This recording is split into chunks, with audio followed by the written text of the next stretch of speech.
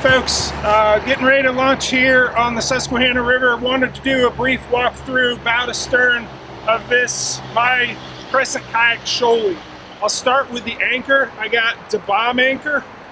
Something unique, two unique things that I've done with this is that I've removed the cable that comes up top and replaced it. I actually got my buddy Trey at Innovative Sportsman to help me with two things. He helped me put an eye bolt, excuse me, an eye bolt in there as opposed to the cable. I found that the cable gets to the edge and it catches somewhere on the way up, whereas an eye bolt comes all the way up. The other thing is Trey was kind enough to order some Plastidip in a can big enough to put this whole bomb anchor in there. The reason for that is when it goes down, now it's a quiet touch on the bottom. I've done this in the past with Flex Seal paste, which looks awful. It looks like you've asked a third grader to frost a cake for the first time and you haven't told them the trick of dipping the knife in water when you do it. It looked horrible, but it was effective. The Flex Seal paste was. This looks a little bit clean. This boat, you know, I want to look cleaner because I will have this boat at the Torpedo booth at iCast. So that's the anchor. It goes back to a retractable clothesline spool that I have underneath the seat.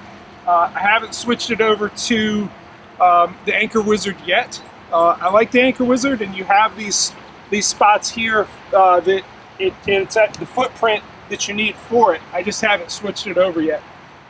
Coming back, everyone's seen in the walkthrough videos that you can take these straps, and I'm not going to do it because it's tucked in, and use it as a drag, you know, a drag strap, which is great.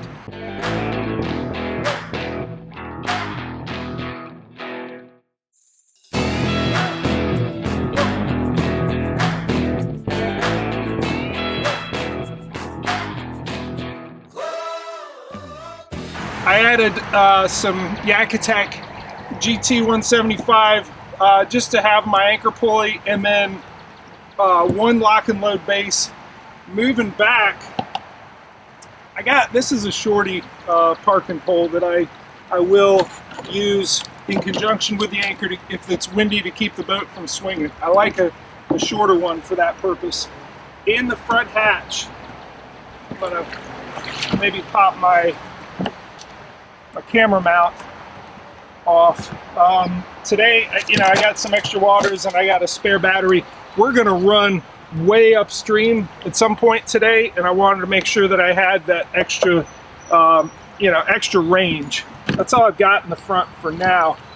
I did put some more GT 175 here and here for the rod stagers, but also for the camera base with the lock and load base.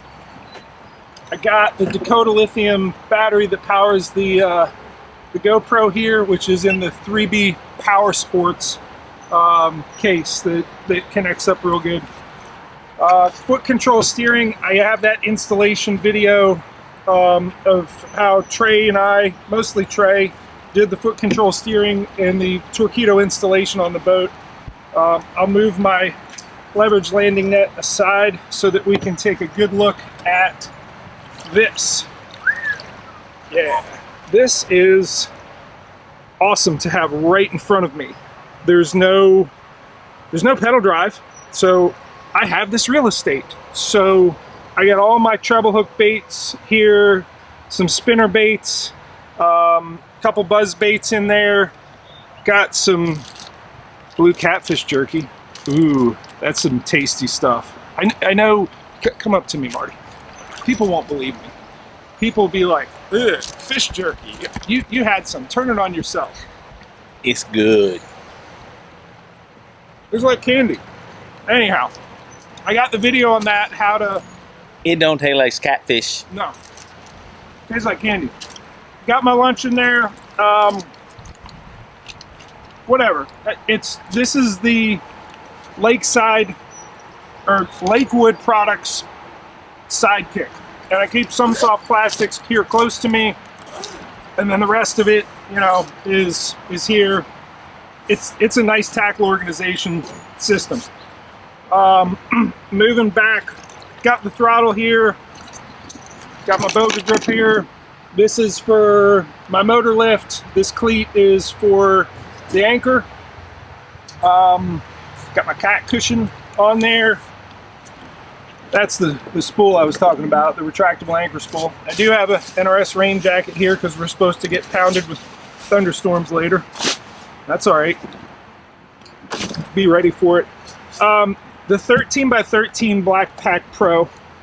So this is a lot more sparse than what I usually carry in the Black Pack. I've been, and the Shoalie will fit the 16x16, but it's interesting to me that I made a largemouth one and a smallmouth one. The largemouth one was considerably more packed with stuff, which I think speaks to that I'm a smallmouth guy first. I'm able to pare down what I've got into like a smaller number of baits that I have confidence in that I know are going to work. And that's going to be the subject of a top 5 Summer River smallmouth video. You ought to check that one out. But basically the bags I use are soft plastics in categories. This one is just my Z-Man bat wings in 2 colors. The green pumpkin blue and then the blue, or the black with blue fleck.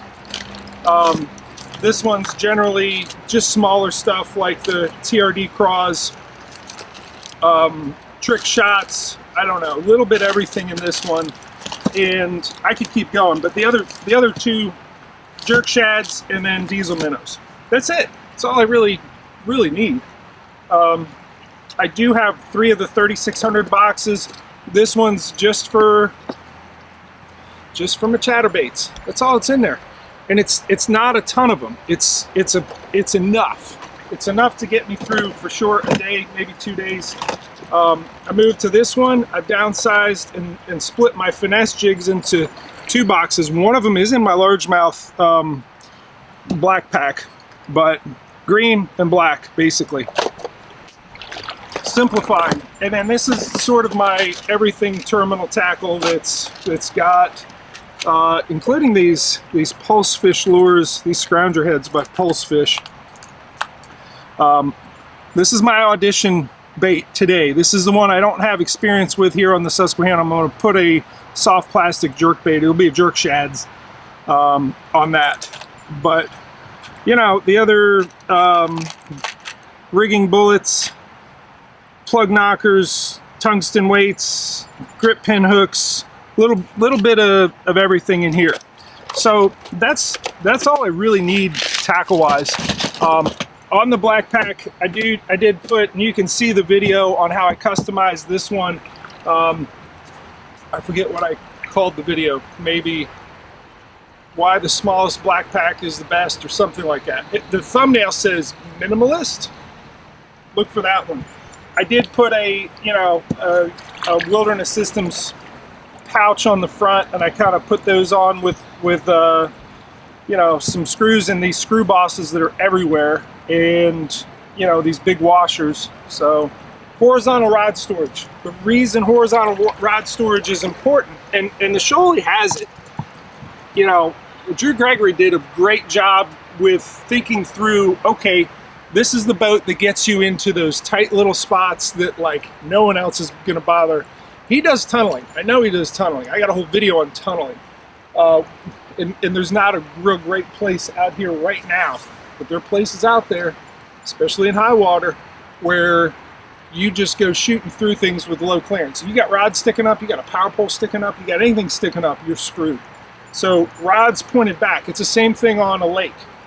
If you dock fish and say here's your shoreline and here the Made in USA is your dock, shoreline, dock. If you come in here and fish this and then go around each time and fish it and keep going, you're much less efficient than if you just hit docks and keep going underneath it. And this horizontal rod storage lets you do that. This goofy thing. So Jerry at Iron Kayaker, which is Mexican kayak bass fishing gave me this, and I like it. It's lightweight. There's not a whole lot to it, but this is their bump board. You know, I got my catch board. I love it. Catch board's great, but I got to give a nod to Iron Kayaker. You know, hey guys in Mexico that are kayak fishing, awesome. So, and I think they're going to start bringing in some of the Crescent kayak boats down there. Anyhow, moving back, obviously got the battery in the ultralight 1103 AC. I get 6.2 mile per hour out of this empty. Obviously with everything loaded up, it is not going to be that fast, but it is it's something that unlocks a certain level of range, ability to advance up through some white water up here. It just gives you legs. It lets you explore a lot of this river. So that's all I got. Hope you enjoyed the walkthrough of my Crescent Kayaks Shoalie. I'm gonna go fish. See you.